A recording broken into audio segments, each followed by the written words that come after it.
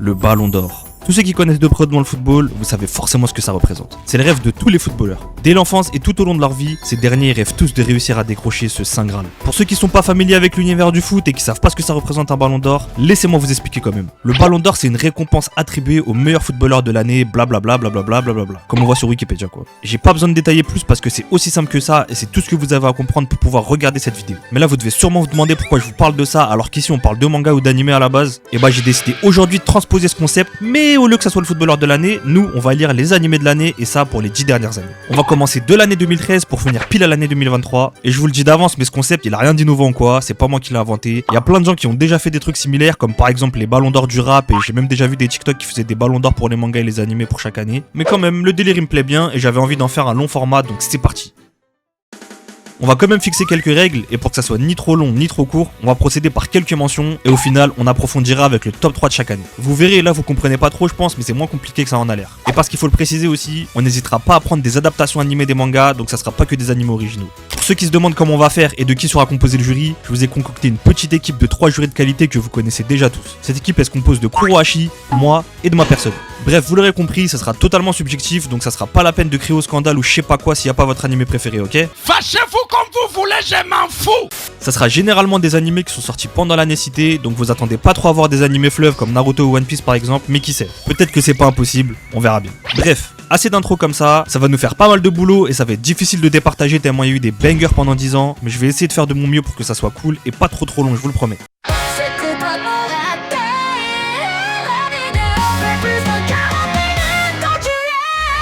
Si l'envie elle vous prend, j'aimerais bien que vous me fassiez une liste de vos ballons d'or des animés aussi dans les commentaires ou simplement de me dire où est-ce que vous êtes pas d'accord dans la vidéo et pourquoi. Je vous invite à vous abonner et à liker la vidéo si elle vous plaît à la fin et nous on est parti pour décerner notre premier ballon d'or. Pour commencer ce concept, on arrive directement sur une année super calme. Après une année 2011 qui nous aura giflé avec Hunter x Hunter et une année 2012 remplie de bangers comme Kuroko no Basket, Psycho Pass ou encore Sword Art Online, on peut dire que sur 2013 on est sur une année où on n'a pas énormément de contenu de très grosse qualité. Mais on a pas mal de bons trucs quand même. Mais surtout, 2013, c'est une année avec un vainqueur incontesté et qui n'a aucune concurrence tellement c'est du haut niveau, vous verrez. Si je devais qualifier cette année, je dirais que c'était le calme avant la tempête de popularité des animés et encore, vu le numéro 1, c'était déjà une tempête. Bref, on retrouve cette année plein de petits animés sympas comme Death Alive, Atarakuma Usama ou encore Watamote par exemple, qui auront vraiment été des petites bouffées d'air frais tout au long de l'année grâce à leur concept un petit peu original chacun à leur façon. Je trouve que c'est quand même à prendre en compte et on salue leur courage. Salut ton courage! En parlant de bouffées d'air frais, je voulais aussi souligner que cette année il y avait l'adaptation animée de Silver Spoon, le manga de l'autrice de FMA qui parle de la vie à la ferme qu'elle a elle-même connue. Et que pour le coup, c'est vraiment un animé sous-côté je trouve, donc foncez si le sujet vous intéresse. En gros, on va pas trop parler, cette année elle se résume vraiment à beaucoup d'animés originaux avec des thèmes bien variés comme vous l'avez remarqué. Ils sont tous très bons, ok, ça je le nie pas, mais vous serez d'accord avec moi pour dire qu'ils sont vraiment pas du calibre à être le ballon d'or de l'année. On garde quand même une très grosse pensée à Log Horizon aussi, un animé qui faisait carrément concurrence à SAO à une époque en termes d'isekai, jeux vidéo, etc. blabla, et qui aurait vraiment pu être dans le top 3 mais qui échouera malheureusement aux portes du podium. Et en parlant de podium justement, à la 3ème place de celui-ci, on retrouve une adaptation animée du meilleur manga de sport de l'histoire, j'ai nommé Hajime no Ippo Rising. Ça fait un petit peu bizarre de mettre une suite dans ce classement vu que c'est la dernière saison en date de l'anime d'Hippo, mais c'était trop une adaptation de très grande qualité pour qu'il soit pas dans le top. Que ça soit par le contenu de la saison avec des combats légendaires ou par sa réalisation, tout était au top et on remercie le studio Madhouse pour ses travaux vraiment. En 2ème place et aux portes du Saint Graal, on retrouve un des animés les plus originaux en termes de réalisation que j'ai vu de ma vie. Une des plus grosses baffes que j'ai pris à l'époque, Kill la Kill. C'est un animé original cette fois et pas une adaptation, et c'est peu de le dire que c'est vraiment un des animés avec l'animation la plus spéciale que j'ai pu voir. La mise en scène elle est vraiment d'un niveau jamais vu à l'époque, et en plus de ça l'histoire elle est bonne avec tout plein de révélations tout au fil des épisodes. On avait vraiment un très gros bijou devant nous que je trouve on n'a pas su apprécier à l'époque, mais en même temps il pouvait rien faire face au premier de ce classement. Bon, je pense que tout le monde aura deviné qui est les ballons d'or de cette année, donc je vais pas faire durer le suspense plus longtemps. Si je vous dis 2013 et animé dans la même phrase, vous pensez forcément à un seul animé. Un des piliers de l'industrie pendant les 10 années à venir, un manga de grosse qualité et un animé qui réussira à sublimer ça encore plus. Je parle bien évidemment du géant, du grand, du titanesque Shingeki no Kyojin. C'est sûrement le plus grand ovni de la décennie, avec une adaptation incroyable, un rythme très bien géré, un opening désormais légendaire que vous entendez en fond, et un épisode 1 de Zinzin qui nous montre tout de suite la cruauté de l'univers dans lequel on se trouve. Bref, j'ai même pas grand chose à dire tellement c'était parfait en tout point, et je pense qu'un ballon d'or il aura rarement été autant mérité. Ça me fout des frissons carrément, j'ai des flashbacks de la dictature de Messi en 2012. Normalement on va toujours parler un petit peu plus en détail des ballons d'or, mais là cette année, je vais pas vous faire l'affront de vous présenter Shingeki no Kyojin quand même. Bref, on vient d'assister à une domination totale en direct. Si vous étiez là à l'époque, vous savez vraiment de quoi je parle. En tout cas, bravo à Shingeki no Kyojin pour le ballon d'or le plus mérité de l'histoire.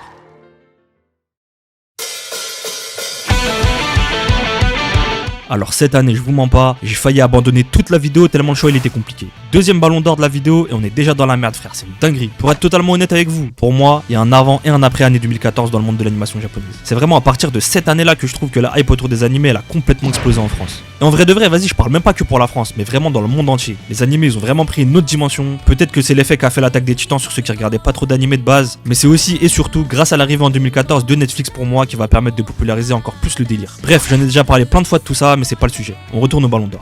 En 2014, on a enchaîné masterclass sur masterclass. Il y avait même pas le temps de respirer. On devait s'enchaîner des animés de foot tous les jours de toutes les saisons. La légendaire partie 3 de Jojo qui est littéralement devenu un classique maintenant. Le super innovant animé de sport Ping Pong The Animation qui va nous plonger dans une expérience unique autour d'un animé de sport qui va choisir des angles assez différents d'habitude. L'adaptation du Grand Noragami. Le très court mais intense Shingeki no Bahamut. Aoharu Ride, No Game No Life, Terror in Resonance, Fate Stay Night UBW, la saison 2 d'SAO, Akame ga Kill, Black Bullet, Nisekoi, Nanatsu no Taizai, Terraform Mars, IQ.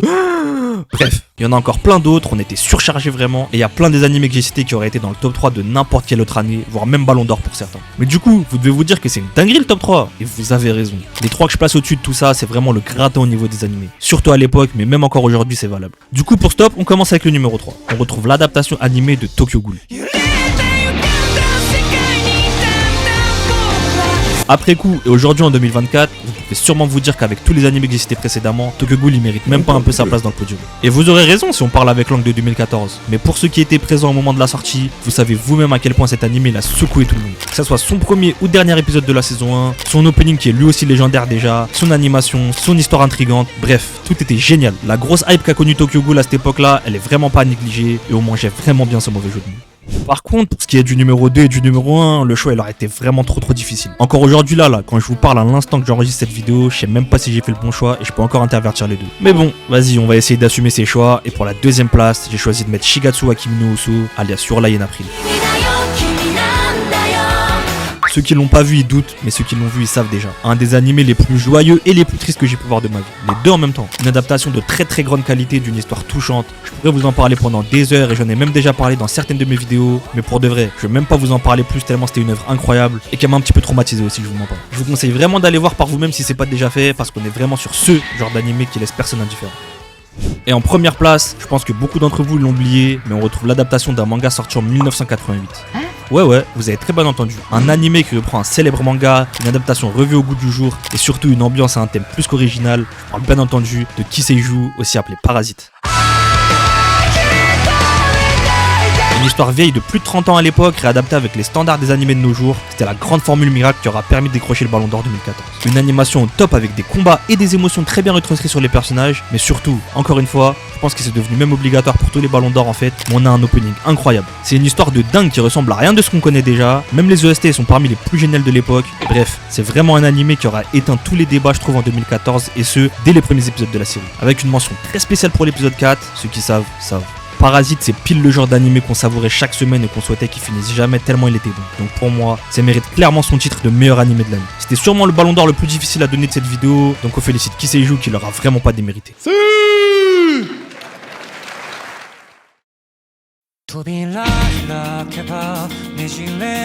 Après la grosse année 2014 qu'on a eue, on pourrait se dire que l'année 2015 elle aurait un peu levé le pied. On serait plus tranquille et qu'on aurait moins de grosses productions et d'animés de qualité. Et bah comme vous l'aurez deviné, pas du tout. Encore une fois, on est sur une année très relevée en termes d'animés, que ça soit avec des suites comme la saison 2 de Noragami par exemple, qui sera pour moi excellente et qui mériterait encore une suite même, mais aussi avec celle d'IQ qui accentue encore plus le succès de l'œuvre et qui aurait même pu se retrouver dans le top 3, je vous mens pas. On pourrait parler aussi des autres animés de l'année qui ont été super populaires comme Food Wars qui viendra adapter le shonen de cuisine le plus connu de l'histoire, mais aussi Kekai Sensen qui aura été très attendu et aura un peu déçu avec ses problèmes de diffusion, je vous mens pas. On pourrait aussi citer Overlord ou même Owari no Seraph qui vont venir faire leur apparition et tout rafler cette même année. Ça reste à noter aussi que je trouve que cette année il y a eu beaucoup d'animés originaux entre guillemets qui ont été très bons. Je pense notamment à Desperate, Charlotte ou encore même Roka no Yusha qui sont des animés qui ont su proposer des nouvelles choses et qui sont encore considérés à leur juste valeur pour certains aujourd'hui en 2024. Ouais, en gros je parle vraiment que de Desperate en fait. Vous commencez à le comprendre, mais on en oublie forcément plein, comme Oremonogatari par exemple, dont j'ai déjà parlé sur la chaîne. Mais encore une fois, on est sur une année très relevée, donc on peut pas parler de tout, je suis désolé. C'est quand même un monument, donc c'est aussi l'année où on retrouve l'animé de Dragon Ball Super. Je pense que c'est important de le dire. Mais j'ai choisi de pas trop en parler, parce que sinon il va devenir vulgaire, et mon avis sur cette série il est très tranché. Et en même temps, je suis un gros bandeur de Dragon Ball GT, je vous mens pas. Du coup, au sommet de la chaîne alimentaire de 2015, on retrouve les 3 bestiaux qui se tiennent au-dessus des autres. En 3ème place, l'adaptation du très grand Assassination Classroom. Beaucoup de personnes ont cet animé dans la favori parce qu'ils ont commencé avec celui-là, notamment grâce à Netflix je pense, mais c'est pas du tout la honte. Une histoire originale et touchante, l'adaptation du manga du même nom aura vraiment été une grosse pointure dès sa sortie et on ne pouvait pas passer à côté de Koro Sensei et de ses élèves. Même si la saison 1 et ses débuts elle a été pas mal laborieuse à mon avis, elle mérite tout de même cette 3ème place. Juste devant pour occuper la 2ème place, on retrouve l'animé qui m'a fait le plus rire dans ma vie. L'humour de beauf et de débile en même temps, des blagues salaces, des ados en manque de sensations qui se retrouvent dans une école remplie uniquement de filles, la démesure à l'état pur, je parle bien sûr de Prison School. Qualité, humour, décadence, mais surtout des personnages hauts en couleur de toutes sortes, c'est tout ce qu'il fallait à un humain lambda comme moi pour kiffer un des animés les plus obscènes et drôles de l'histoire. Il mérite amplement sa 2ème place et je vous mens pas, j'aurais même pu devenir fou et le mettre en première place tellement je l'apprécie cet animé. Mais bon, le Ballon d'Or de l'année 2015, il va revenir sans conteste à un des animés qui avait la plus grande hype que j'ai jamais vu. Tout le monde l'attendait pour savoir si l'animé allait assumer la qualité du manga, des mois et des mois d'attente pour voir enfin la lumière d'un animé, un manga dessiné par le très grand Yusuke Murata, vous avez tout de suite capté, je parle bien entendu de la saison 1 du très grand One Punch Man. Une histoire originale qui va contre tout ce qu'on connaît, une parodie des shonen, on a un personnage principal drôle et surpuissant à la fois, une qualité d'animation incroyable qui au final a pu être au niveau des attentes par rapport au manga, un studio de fou, un opening génial comme tous les autres ballons d'or et surtout une hype immense qui a su être récompensée. Cet animé il a tellement marqué son époque que Saitama il est désormais un personnage récurrent dans la culture de l'animation japonaise, souvent même en opposition avec un certain personnage un petit peu connu qui s'appelle Son Goku surtout. Bref, notre héros chauve et sa première saison où il débute en tant qu'héros, elle nous aura vraiment fait plaisir. Ça fait plaisir. Et j'ai doute qu'il y ait des personnes qui puissent me dire le contraire. Après avoir validé autant de bons points, le Ballon d'Or de l'année 2015, il pouvait pas revenir à un autre que Saitama pour moi.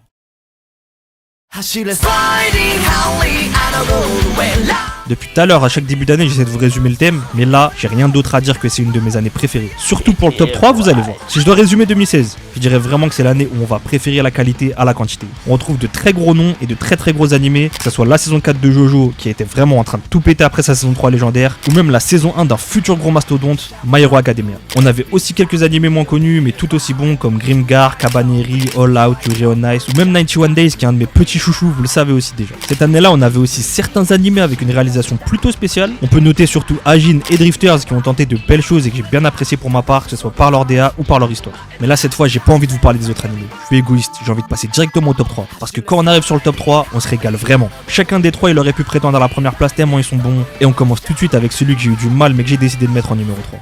Une histoire simple, une aventure simple, une animation et des personnages incroyables et surtout un protagoniste qui est aussi fort que attachant. Mob Psycho 100 était vraiment un des piliers de cette année 2016. Pour l'avoir regardé une nouvelle fois depuis le tout début il n'y a pas si longtemps que ça, je peux vous assurer que cet animé il vieillit très bien. Que ça soit son opening, son histoire, sa qualité d'animation qui est restée très longtemps inégalée, tout était parfait dans Mob Psycho, c'est dire le niveau de ceux qui sont devant lui. Et juste devant lui justement, à la 2ème place, on va mettre les 12 épisodes les plus connus de l'histoire en France. Une histoire de voyage dans le temps, de kidnapping et d'assassinat qu'il faut empêcher, un seinen rempli de mystères, je parle bien entendu de Erased. C'était vraiment un raz-de-marée à l'époque. Absolument tout le monde a regardé Erased et encore aujourd'hui, c'est un des premiers animés qu'on conseille de regarder pour quelqu'un qui veut se lancer dans le monde de l'animation japonaise. Court, concis, efficace et attirant, même si ça reste un petit peu prévisible, cet animé mérite amplement sa 2ème place. Mais là, vous devez sûrement vous demander qui peut être devant un tel animé. Ça doit pas être possible qu'il y ait mieux qu'Erased cette année-là, non? Et bah pour le coup, si. Parce que cette même année, on retrouve la première saison d'un des meilleurs isekai de l'histoire, mais aussi un de mes gros coups de cœur de tous les temps, Re:Zero.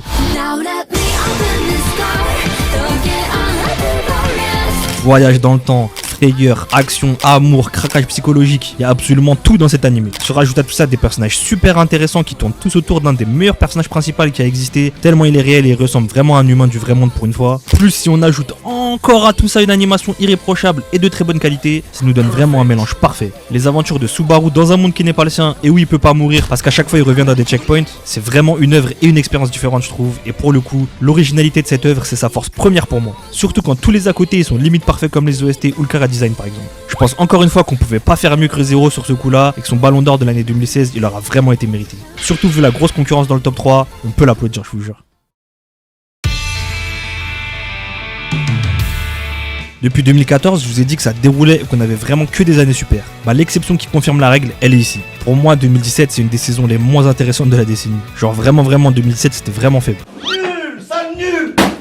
À part les suites des animés des années d'avant ou 3-4 exceptions, il n'y avait pas trop de quoi manger. Bon, je suis peut-être une mauvaise langue, on peut quand même citer quelques animés importants de l'année comme Classroom of the Elite, Masamune-kun, Ballroom Yokuso ou même Les Enfants de la Baleine qui rattrapent un petit peu l'année. Il faut le dire, on aura surtout et aussi la saison 2 de l'excellent Blue Exorcist qui sera sorti plus de 6 ans après sa saison 1, donc c'est quand même à souligner aussi. Cette année-là, après, j'ai une petite pensée pour l'adaptation animée de l'Astero Inuyashiki. Une très grosse histoire et un bon manga qui a été adapté en 2017 et que j'aime beaucoup mais pas forcément très respecté à mon humble avis. Même si ça nous a donné quand même 2-3 plans légendaires qui sont même devenus des blagues et des références sur internet. Bref, cette année elle me saoule déjà, donc on passe directement au top 3 et on évite de souffrir plus que ça. À la troisième place, on retrouve une licence connue de tous aujourd'hui parce que c'est un des shonen les plus connus de la new gen. La quête pour devenir l'empereur mage commencera en anime en 2017 avec Black Clover. Je pense que beaucoup d'entre vous auraient pu penser que Black Clover ça se retrouverait plus haut dans le classement, mais malheureusement ça aurait été le cas que si c'était le manga, mais pas l'anime. Bien que ça soit quand même génial et très bon, je vous dis pas le contraire, mais je trouve que l'anime rend pas assez honneur au manga pour être dans les plus hautes places. Surtout que plus haut, on retrouve un anime très très sous-coté, en la personne de Made in Abyss. Sorti en été 2017, on a là un des meilleurs animés de l'année. Une histoire sombre et intrigante accompagnée de personnages tout drôles et mignons, un très gros contraste qui fera kiffer quiconque regarde cet anime. C'est vraiment le genre d'adaptation animée sans faute, mais ça aurait été un petit peu léger pour un ballon d'or, et je trouve que sa deuxième place elle est donc super méritée. Et à la première place, le vainqueur du ballon d'or des animés de l'année 2017 ne sera personne d'autre que nos super-héros préférés, la saison 2 du gigantesque My Hero Academia.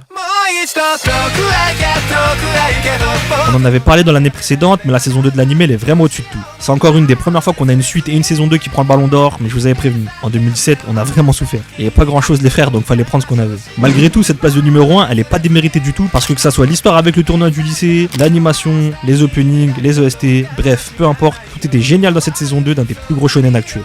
Les épreuves qu'on a traversées à ce moment-là et les combats qu'on a eu vers la fin, ils étaient vraiment exceptionnels, donc bravo à Deco et sa bande pour ce ballon d'or, et merci à eux d'avoir un peu sauvé cette vieille année 2017 là. Merci, merci, merci.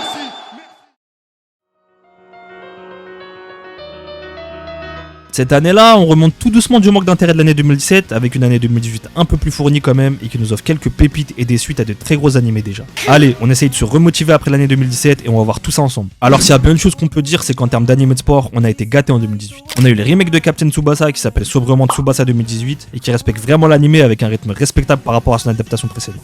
On a aussi eu l'arrivée d'une nouvelle saison de Baki sur Netflix, celle avec les évadés là. On peut aussi parler de l'adaptation du manga Inomaru Sumo, un de mes petits protégés qui était stratosphérique en manga et qui aura eu un animé qui a été d'une bonne qualité malgré son peu d'attente. Mais la pépite en animé de sport de cette année, ça aura été Run with the Wind, un animé sur la course, l'athlétisme, moi-même je m'y attendais pas, et pour le coup c'est vraiment un banger et je vous le conseille vraiment à tous. On peut aussi citer des animés originaux avec des histoires assez cool comme Moi quand je me réincarne en slime, Goblin Slayer ou même Banana Fish qui sont tous des très gros animés de l'année mais qui sont quand même en dessous de nos tops. Il faudra aussi noter la sortie de Tokyo Ghoul Re, la suite de Tokyo Ghoul qui viendra diviser les fans encore plus qu'avant avec leur vieille adaptation animée là, mais aussi la saison 3 de l'Attaque des Titans qui était incroyable et qui aurait même mérité un ballon d'or si on la comptait dans son intégralité, mais malheureusement cette saison elle s'étale en deux parties qui vont en 2018 et en 2019. Mais bon, on se doit vraiment de la citer pour sa qualité immense. Avant de passer à notre top 3, une dernière petite pensée, et elle est pour Radiant cette fois qui a été animée cette année là. Une première pour un manga français, on était vraiment en folie et tout le monde était fier de cet achèvement. Bref, on attaque donc le top 3, mais je préfère vous prévenir en avance. Il n'y aura pas de Violet Evergarden que beaucoup considèrent comme le ballon d'or 2018 déjà, et tout ça parce que je l'ai pas regardé, désolé. Le jury il est corrompu, allez, c'est parti. En troisième place, on aura le droit à un animé hommage. Oui, vous avez bien entendu, un animé qui existe pour rendre hommage à un autre. À l'occasion des 50 ans de Hashita no Joe, on a eu le droit à un nouvel animé de boxe un peu spécial en 2018 grâce à Megalobox. Une œuvre originale qui va nous projeter dans un univers cyberpunk avec des codes bien spéciaux et une ambiance bien particulière remplie d'action. On aura aussi du drame et plein d'autres des caractéristiques des shonen et tout ça autour du thème de la boxe. Pour moi, c'est un animé à vraiment voir une fois dans sa vie. Et du coup pour la deuxième place, juste au-dessus d'un animé hommage, on va retrouver un autre animé hommage. Ouais, faut croire qu'il s'était passé le mot en 2018 pour faire que des hommages, je sais pas, bref. À l'occasion des 50 ans de carrière de Go Nagai, on va avoir le droit à une nouvelle adaptation d'une de ses plus grandes œuvres et c'est ce qui va nous donner Devilman Crybaby. Vous l'avez sûrement déjà vu ou au moins entendu parler de ça, cet animé il était produit en immense partie par Netflix et ça va nous faire replonger dans l'univers gore et effrayant de Devilman. Je vais pas vous en parler plus, si vous l'avez pas déjà vu, foncez vraiment, je sais pas ce que vous attendez. En 2017, je vous avais dit que c'était étonnant qu'on ait réussi à avoir une saison 2 en tant que ballon d'or. Et bon en 2018, on va faire encore pire. On va avoir une saison 5 en ballon d'or. Si je vous mets ces quelques notes de musique en fond, si je vous dis Italie, si je vous dis un blondinet, j'espère que ça va vous permettre de vous rappeler que cette année, on aura eu l'incroyable partie 5 de JoJo's Bizarre Adventure. Le malheureux animé qui aura encore rien gagné en 5 saisons malgré des saisons de qualité, il viendra faire son comeback et rafle la mise en 2018. Cette remontada elle s'explique vraiment par le fait qu'on a une des meilleures parties de JoJo et une des mieux réalisées. Un univers de mafia en Italie avec des pouvoirs de fou, une histoire d'infiltration dans un gang, une bande de personnages attachants, fous et plus puissants les uns que les autres, même si le meilleur de tous c'est Mista, et des musiques déjà cultes que ça soit les OST comme celles que vous avez entendues ou même l'opening. JoJo's Bizarre Adventure Golden Wind porte vraiment bien son nom parce que pour l'année 2018, ce sera bel et bien lui qui décrochera alors.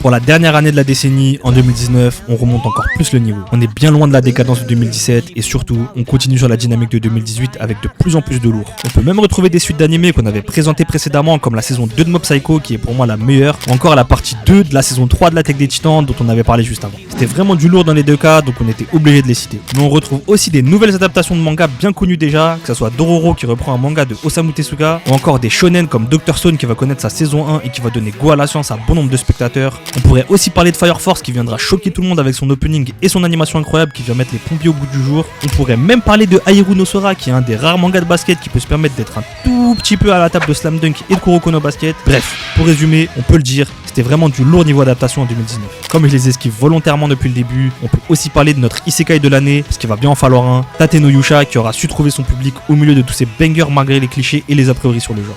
Avant de passer au top 3, je veux juste vous dire que j'aurais aimé mettre Beastars dedans, qui est une œuvre que j'aime tout particulièrement et qui mérite qu'on en parle, mais ça a déjà été assez compliqué comme ça, donc je vous le cite ici juste pour le kiff. Et du coup, on est parti pour le top 3. Pour la première fois de toute la décennie, j'ai pas réussi à départager deux œuvres. Et même si c'est pour la troisième place, j'ai mis une égalité entre Vinland Saga et The Promised Neverland. Les deux animés, ils ont eu leur public. La saison 1 de Vinland Saga, elle était super fidèle au manga, et l'histoire de Thorfinn dans un univers bien viking, bien tout le monde c'est mes ennemis, ça a réussi à faire kiffer énormément de gens. De l'action, une bonne histoire et tout ça dans un univers vaste avec des personnages qu'on apprend à aimer ou détester, c'était parfait. Et de l'autre côté, pour cette troisième place, The Promised Neverland, on était sur une des meilleures saisons 1 de l'histoire carrément. Tu vois la saison 1 de Prison Break, que tout le monde considère comme légendaire là, bah c'est la même chose. Ça avait fait un carton plein dès l'épisode 1 et tout le jeu d'intrigue et d'évasion, il était excellent du début à la fin. Je vous en parle pas plus en détail car si vous l'avez pas vu, je veux pas vous spoiler, mais franchement, sur cette saison 1, vous allez vous régaler. Pour moi, cet animé, il mérite toute la reconnaissance qu'elle a déjà, mais par contre, faut complètement oublier ce qui lui sort des saisons 2, la famille, vous savez déjà. Et juste devant ces deux monstres, je pouvais pas placer autre chose que Kaguya-sama Love is War. Oh, love me, mister. Oh, mister. La comédie romantique la plus cotée de ces dernières années sans aucun doute. Le duel de celui qui tombera amoureux en premier entre Kaguya et Miyuki, il pouvait pas mieux être adapté que dans cet animé qui a absolument tout bien fait. Tout était nickel et on n'avait rien à redire je trouve perso, c'est simple, terriblement efficace et le public visé peut vous le dire, c'est vraiment de la très très grosse qualité. C'est peut-être à titre personnel mais pour moi, sur n'importe quelle autre année cet animé aurait été premier, mais comme en 2013 avec SNK, on est encore tombé sur un ovni cette année-là. Et pour le ballon d'or de la décennie, je vous avais dit que le top 3 il était dur tout à l'heure, mais le top 1 il était super évident, je vais pas vous mentir. Sans plus de suspense, vous vous en doutez que c'est déjà Demon Slayer qui va s'accaparer le ballon d'or de cette année.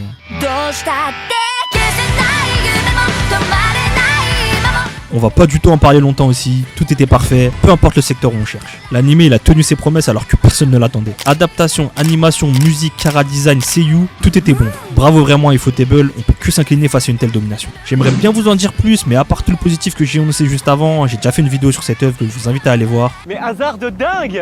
Et en plus, en dernier argument que je pourrais vous dire, c'est que l'œuvre elle aura tout raflé dans la vraie vie cette année là. Donc c'est pas un ballon d'or fictif sur une chaîne à 2000 abonnés qu'on va pas lui donner wesh. Même si certains ils nous cassent la tête encore avec le ouais c'est carré par l'animation, bah je pense vraiment qu'il faut être un haineux ou vraiment ne pas aimer Kimetsu no Yaiba pour essayer de contredire cette première place de 2019. Bravo à Tanjiro pour ce ballon d'or, c'est sûrement un des plus mérités.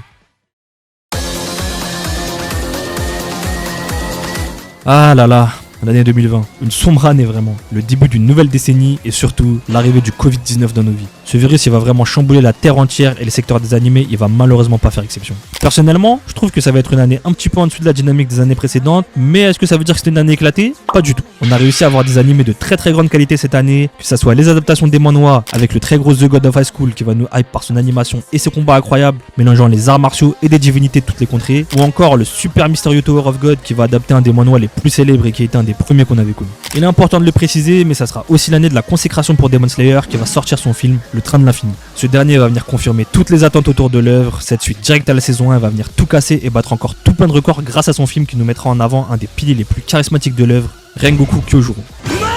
En dehors de ça, on peut aussi citer la saison 2 de Fire Force qui connaîtra son grand succès, la suite de Re:Zero aussi qui sera très bien accueillie par les fans bien qu'un peu lente, et pour finir avec les suites, faut quand même aussi citer la saison 4 de My Hero Academia où on suit le très grand Le Million qui a été le personnage le plus apprécié de l'œuvre pendant cette période, j'en suis sûr. Et juste avant de passer à notre top 3, je me devais de vous parler aussi des animés bien originaux de cette année 2020, comme Doro et Doro qui raconte l'histoire d'un caïman et d'une fille qui traque des mages. Faut pas demander un résumé de cette œuvre, faut juste aller la voir. Mais on peut aussi parler de Great Pretender qui nous ramènera dans un monde rempli d'arnaques, d'escroqueries, de braquages et de coups fourrés, et le tout accompagné d'une DA super cool et différente de d'habitude. Que ça soit l'un ou l'autre des animés, ils changent de ce qu'on a l'habitude de voir et on aime ça, donc fallait qu'on en parle. Et dans cette catégorie apparemment, on pourrait aussi mettre l'animé Décadence. C'est la décadence. Dont je vais pas parler parce que je l'ai pas vu personnellement, mais j'en ai entendu que du bien. Du coup, pour la troisième place de cette année 2020, on va encore parler d'une suite, mais pas n'importe laquelle. Parce que c'est la suite d'un des précédents ballons d'or de cette vidéo. On parle bien évidemment de la saison 4 de l'Attaque des Titans. Le début de la fin de l'œuvre, on se devait de le mettre dans le podium. On avait la suite de l'histoire, une nouvelle DA avec un changement de studio, un changement de deal aussi dans l'histoire et des révélations dans tous les sens. La hype a été plus que présente vraiment après la saison 3 et cette saison elle aura su faire parler d'elle, que ce soit en bien ou en mal à cause du changement de studio. Dans tous les cas, Shingeki no Kyojin c'était partout. Pour la deuxième place de cette sombre année, on va être obligé de parler d'une autre suite. Une suite d'un animé et d'un manga que je considère déjà comme un classique, le meilleur manga de sport à mes yeux, juste derrière Hajime no Ippo et au coude à coude avec High Shield 21. Vous l'aurez deviné, je parle bien évidemment de la saison 4 de Haikyuu. Dans cette saison, on va suivre nos corbeaux préférés dans leur préparation et dans leur match contre Inarizaki et leur équipe solide, surtout avec les deux jumeaux. La dernière saison en date de l'anime en attendant que le film sorte en France, et franchement, c'est limite ma préférée avec le changement de direction artistique et d'animation. Mais ce qui m'a surtout fait kiffer cette saison, c'est la progression de notre personnage principal, le grand... Quoi ? Hinata Shoyo. On aurait vraiment aimé voir cette saison plus haut dans le classement et décrocher le ballon d'or, mais on avait vraiment un très gros concurrent derrière qui va venir nous prendre le ballon d'or, je vous mens pas. Et pour cette année un peu floue, on aura quand même encore un ovni qui vient prendre le ballon d'or. Et c'est un ballon d'or indiscutable pour moi. L'adaptation animée du meilleur manga de la nouvelle génération pour moi. Un animé de qualité, que ce soit OST, animation, l'histoire, bref, tout est de qualité. Je vous parle bien évidemment de nos exercices préférés et de la première saison du désormais très grand Jujutsu Kaisen.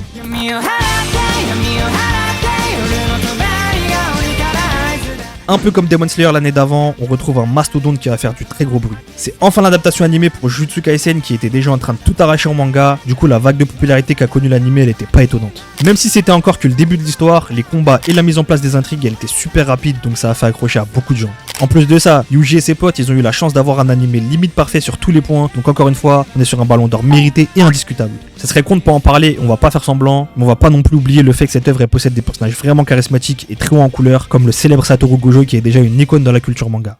En bref, c'était le début d'une grande histoire pour ce manga grâce à son animé. Le succès qu'a connu cette adaptation, il était vraiment très solide et on en parle encore aujourd'hui. Donc forcément, on les félicite pour ce ballon d'or qui est plus que mérité.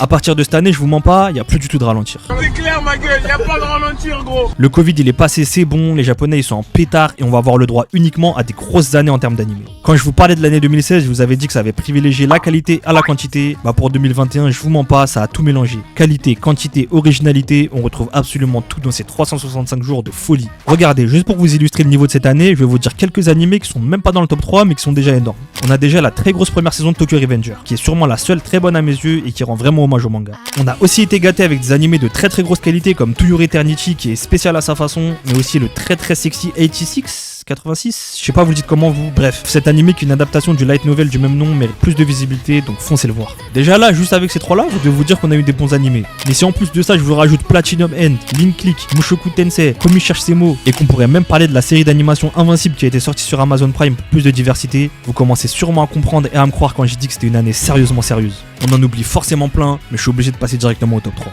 Pour la troisième place, on va se retrouver avec une série d'animation qui est tout autant originale et qui fait preuve d'autant de diversité que Invincible dont on a parlé plus tôt. C'est la très grosse série qui va reprendre l'univers de League of Legends, vous l'aurez tous compris, on va parler d'Arcane. Bien que ça soit pas un animé japonais, on était obligé d'en parler. Vous le savez sûrement, mais cette production elle nous vient tout droit de chez nous. Pas mal, non? C'est français. La qualité de cette série elle est incroyable, que ça soit par l'animation, par l'histoire, les designs plus qu'originaux, ou encore même son générique et ses OST incroyables. Tout était en place pour avoir du très gros niveau. Même moi, en tant que personne qui connaît presque pas du tout l'univers de League of Legends, ça m'a pas empêché de kiffer chaque moment des 9 épisodes d'Arcane. Et je pense sans aucun doute que ça a dû être encore mieux pour ceux qui avaient les différentes références au jeu par-ci par-là. Une troisième place bien méritée pour cet animé qui nous aura proposé quelque chose de très bon et de différent. En deuxième place, et juste devant Arcane, on va parler d'un animé qui va se faire arracher le ballon d'or sous ses yeux tellement il a été proche de la première place. Une histoire bien originale encore une fois, mais vraiment pour le coup. Un personnage principal qu'on pourrait moquer et trouver limite drôle quand on connaît pas son histoire, une animation et une qualité vraiment bonne et spéciale. Cette œuvre elle mérite sa place et ceux qui l'ont vécu en temps réel le savent. On va parler de Ranking of King, aussi connu sous le nom de Usama Ranking.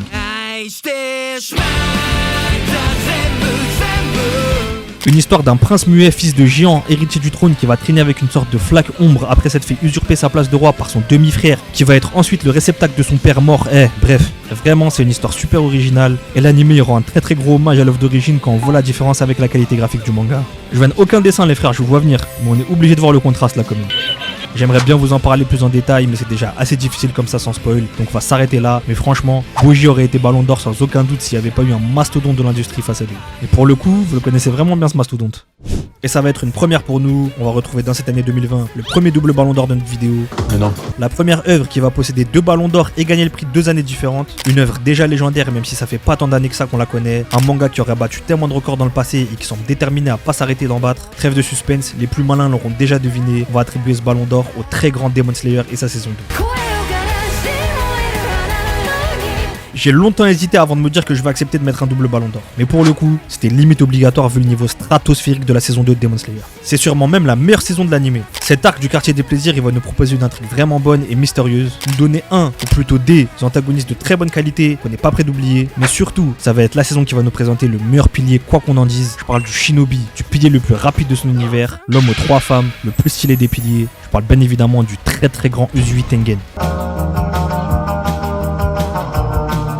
Sa présence seule, elle monte déjà le niveau de la saison. Mais si on rajoute à tout ça notre trio de malfaiteurs, on était sûr d'être parti pour une saison 2 de folie. En dehors de tout ça et de la qualité incroyable des combats, il faut noter que c'est sûrement la saison d'animation japonaise la mieux réalisée de l'histoire. Je suis peut-être le bandeur même si je suis pas forcément le plus grand fan des fans des Demon Slayer, mais là on était tous choqués à l'unanimité. Il y a même un certain épisode qui est encore utilisé aujourd'hui 2 ans plus tard pour servir de comparaison à chaque fois qu'on parle d'une grosse animation. C'est dire le niveau. Bref, quoi qu'on en dise, quoi qu'on en pense, cette saison 2 elle aura fait l'unanimité et cette année 2021 elle aura largement été dominée par Demon Slayer encore une fois, qui va marquer l'histoire avec ce 2e ballon d'or.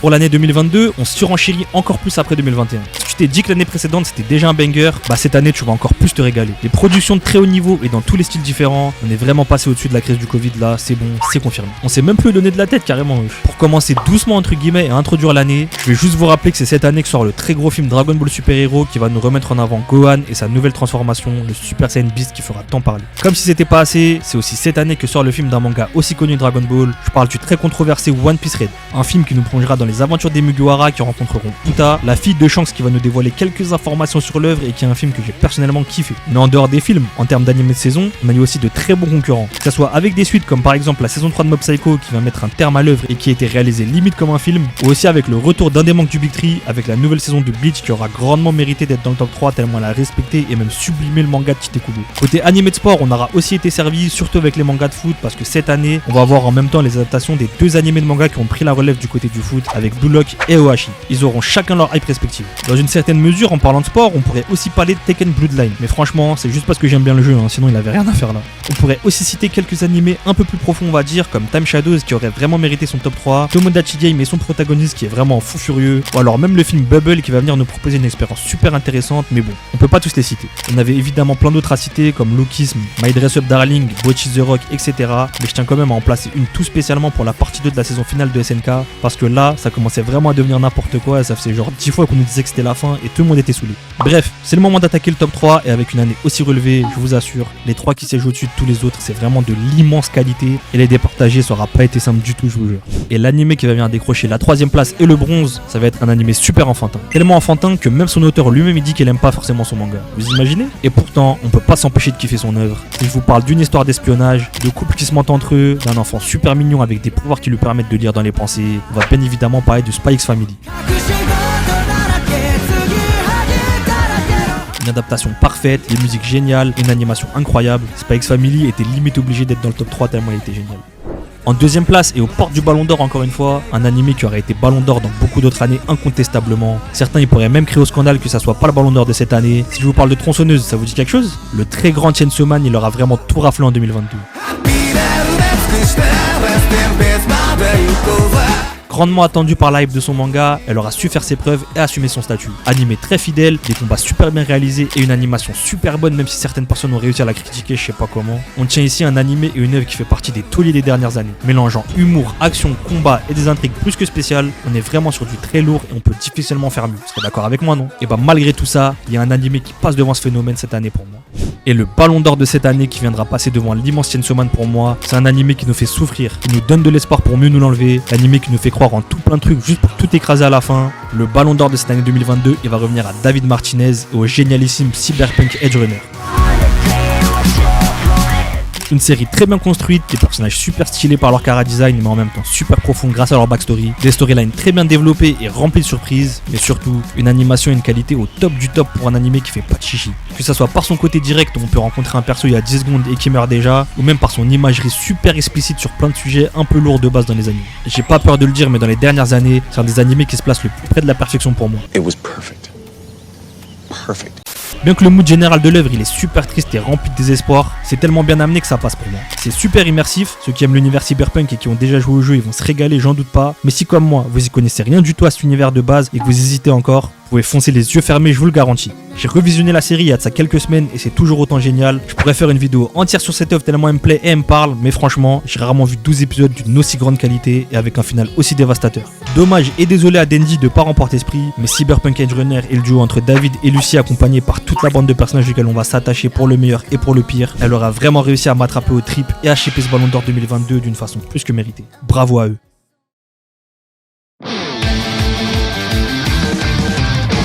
Au final, est-ce qu'on dirait pas que c'est le meilleur pour la fin? J'ai déjà dit plus tôt dans la vidéo que l'année 2014 je crois c'était la plus dure à départager, mais j'ai sûrement menti quand je regarde tout ce que j'ai devant moi pour 2023. La quantité d'animés incroyables que je m'apprête à vous citer, ça me choque et je suis déjà énervé par le choix que je vais devoir faire. Il y a plein d'animés dont je vais vous parler qui sont pas seulement des bons animés, mais c'est aussi des animés qui me tiennent à cœur tout particulièrement. Déjà, on va faire quelque chose qu'on n'a jamais fait depuis le début, mais l'année 2023 de One Piece elle était exceptionnelle. L'animé l'a su se réinventer et que ça soit la fin de Wano ou le début de Egghead, on était sur un renouveau, une régalade comme on n'en avait jamais eu. Et l'année 2024 qu'on est en train de vivre, elle vient nous confirmer qu'One Piece elle est revenu au très haut niveau en termes des animés. Mais dites-vous surtout que cette année-là, on aura plein de très grosses pépites qui seront même pas proches du podium. Que ça soit Mashle par exemple qui vient choquer tout le monde avec son animation et son opening qui a tout pété, que ça soit Hell's Paradise qui vient profiter d'un animé enfin après tant d'années et tout ça avec une animation et une DA vraiment incroyable, que ça soit même un de mes chouchous qui est Zomsan Bucket List of the Dead qui a été incroyable du début à la fin malgré des petits soucis de production. Dites-vous qu'aucun d'entre eux sera dans le top 3 alors qu'on affiche déjà un niveau stratosphérique je trouve. On trouvera aussi quelques petits animés super cool mais qui passeront inaperçus quand même, comme My Hero que j'ai particulièrement apprécié. Et pour parler des suites, on était sur une légère descente pour Demon Slayer par exemple, avec sa saison 3 qui était quand même légendaire malgré la hype qui était légèrement redescendue. Ça compte pas comme une suite mais on a aussi eu le nouvel animé produit par Netflix de Trigun Stampede qui viendra nous faire du bien mais c'est toujours pas au niveau pour être dans le top.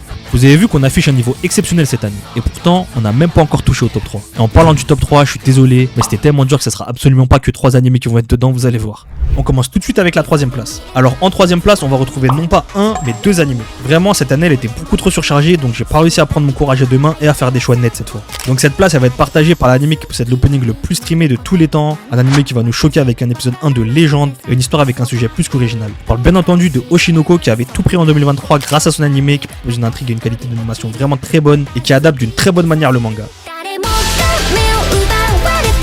De l'autre côté, à la 3ème place ex aequo, on va rêver dans un monde post-apocalyptique de très bonne qualité et très bien animé. Si je vous parle de gardes du corps, de monstres affreux qui veulent manger des hommes et surtout d'une intrigue vraiment intrigante pour le coup, vous l'aurez compris, on parle cette fois de Tengoku Daimakyo.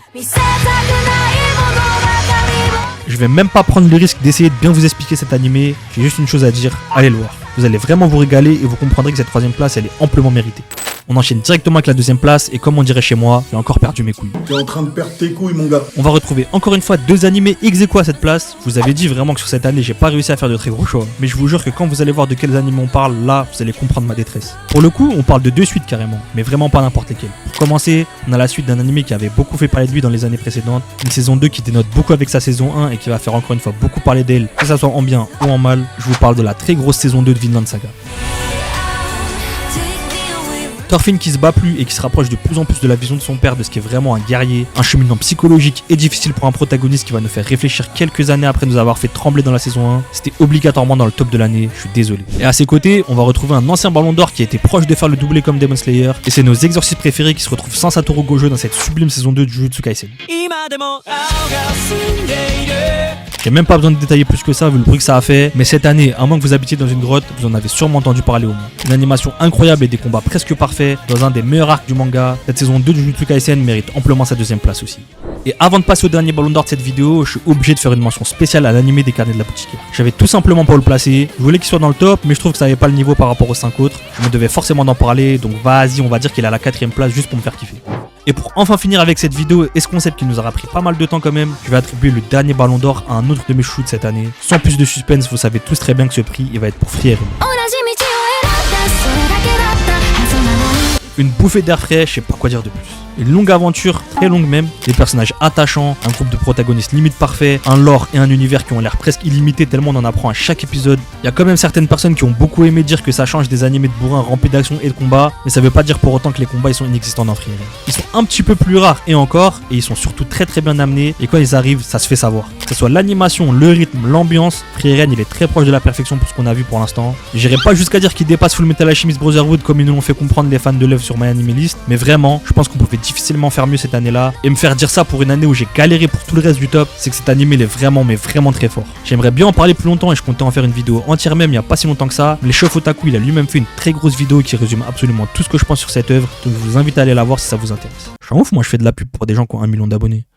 C'est avec le plus grand plaisir du monde qu'on donne ce dernier ballon d'or de la vidéo à Stark, Fern et à la très flemmarde Free Eren.